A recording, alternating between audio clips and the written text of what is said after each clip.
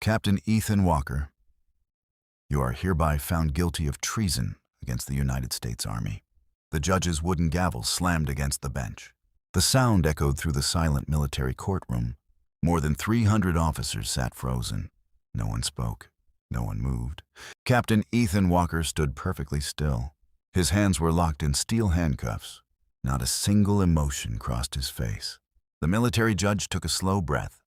For abandoning your assigned mission, for disobeying direct orders, and for causing the deaths of American soldiers, this court sentences you. Suddenly, boom, the courtroom doors exploded open. Every head turned. A Secret Service agent rushed inside. Stop the trial. The room froze. The agent looked directly at the judge. The President of the United States is on his way. Silence. Complete silence. No one understood. Why would the President interrupt the trial of a soldier accused of treason? Some heroes are remembered. Others are erased from history. This is the story they tried to bury. The courtroom remained silent, not because the President was coming, but because nobody understood why. Captain Ethan Walker slowly looked toward the entrance. His face didn't change, almost as if he had expected this. The military judge stood up. Everyone remained seated. Outside, black SUVs rolled through the gates of Fort Liberty. Helicopters circled overhead. Secret Service agents spread across the building. Something far bigger than a military trial was happening. Inside the courtroom, the prosecutor smiled. Even the President can't save a traitor. Several officers nodded. To them, the evidence was undeniable. Captain Ethan Walker had ignored a direct order during Operation Black Sky. 36 soldiers had entered enemy territory. Only 27 returned. 9 were listed as dead. According to the official report, the mission failed because Captain Walker refused to retreat. The prosecutor stepped closer. Captain Walker, do you deny disobeying your commanding officer? Silence. Walker stared straight ahead. I followed my conscience. The courtroom exploded with whispers. The prosecutor slammed a thick classified folder onto the table. Your conscience cost 9 American lives. He pulled out a battlefield photograph. The giant courtroom screen lit up.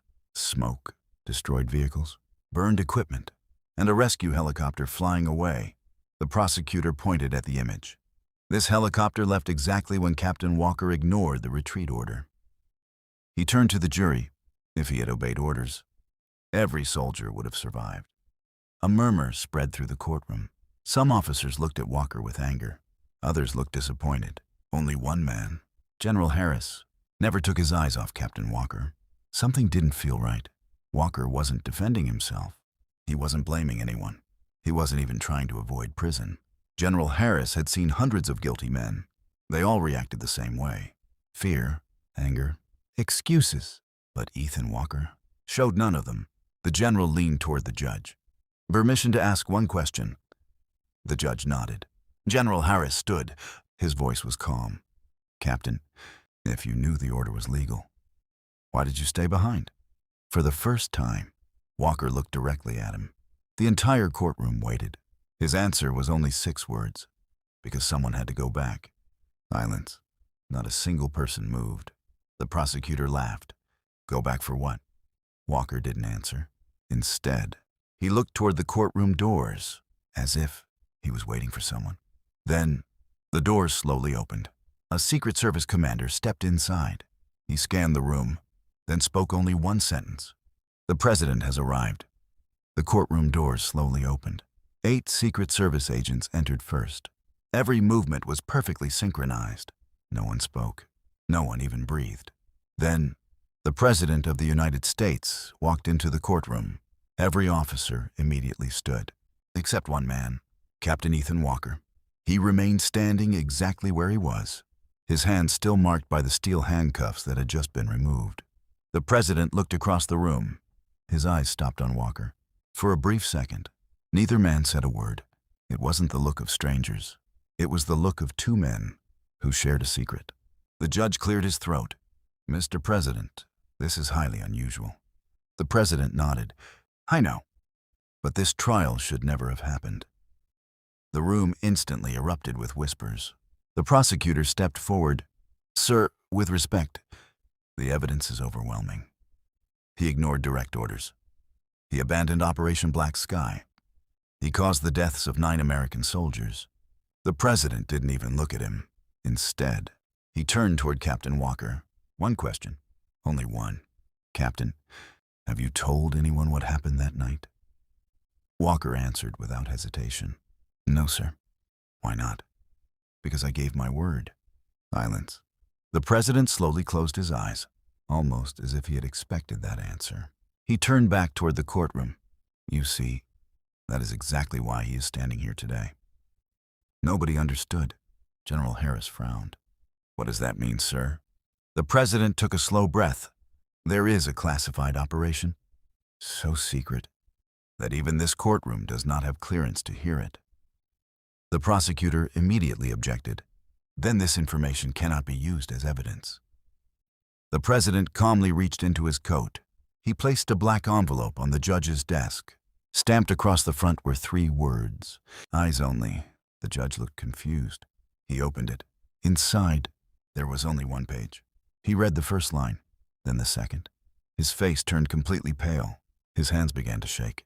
Without saying a word, he stood up. Then, to everyone's shock, he saluted Captain Ethan Walker. The courtroom froze. The prosecutor stared in disbelief. Your Honor, what are you doing? The judge looked at him, his voice barely above a whisper. If I had known, I would have never allowed this trial. Before anyone could ask another question, the courtroom lights suddenly went out. Darkness, complete darkness. A loud alarm echoed through the building. Warning! Security lockdown initiated. Red emergency lights flashed across the walls. Secret Service agents instantly drew their weapons. One agent shouted, "Mr. President, we have an intruder inside the building." Captain Ethan Walker's eyes narrowed. For the first time since the trial began, he looked worried, because he recognized exactly who had come. The courtroom remained silent. No one dared to speak. The judge slowly lowered the black envelope onto the table. His hands were still shaking. General Harris looked at the president. Sir, who is Captain Walker really? The president didn't answer immediately. Instead, he walked toward Ethan. He stopped only a few feet away. For a long moment, the 2 men looked at each other. Then the president quietly said, "You kept your promise." Walker nodded. "I gave my word." The president turned back to the courtroom. 3 years ago, there was no Operation Black Sky. The prosecutor frowned. What? The mission, you know. The reports you read? They were only the cover story. A wave of whispers spread across the courtroom. The president continued. The real mission had another name. Operation Silent Echo. Only 6 people in the entire country knew it existed. General Harris took a step forward. I was commander of special operations. I never heard that name. You weren't supposed to. The president replied. The room fell silent again. The prosecutor tried one last time. Even if that's true, Captain Walker still ignored a direct order. The president looked at him. Yes, he did. And if he hadn't, I wouldn't be standing here today. Every officer froze. The prosecutor blinked. Well, what did you say? The president looked toward the American flag. His voice became heavier. 3 years ago, I was visiting an Allied military base overseas. Only a handful of people knew my exact location. But somehow, the enemy found us. The courtroom stared in disbelief. It was an ambush. They attacked from every direction. Our security team was surrounded. We had less than 10 minutes before the compound fell. The prosecutor slowly lowered his file. General Harris whispered, "My God." The president continued. The official order was simple. Every military unit was to retreat. Nobody was coming. But one captain ignored that order. Every eye turned toward Ethan Walker. He drove straight into the attack, knowing he probably wouldn't come back. Walker closed his eyes, as if he wanted the memories to disappear. The president looked at him. You were ordered to leave. Walker answered quietly, I know. Then why didn't you? For the first time, Captain Ethan Walker's voice cracked. Because there was still one man inside. Silence. No music. No whispers. Nothing. The president slowly finished the sentence. That man Then was me. The courtroom stood frozen. No one had expected those words. No one. The courtroom was silent. No one could believe what they had just heard. The president slowly walked toward the witness stand.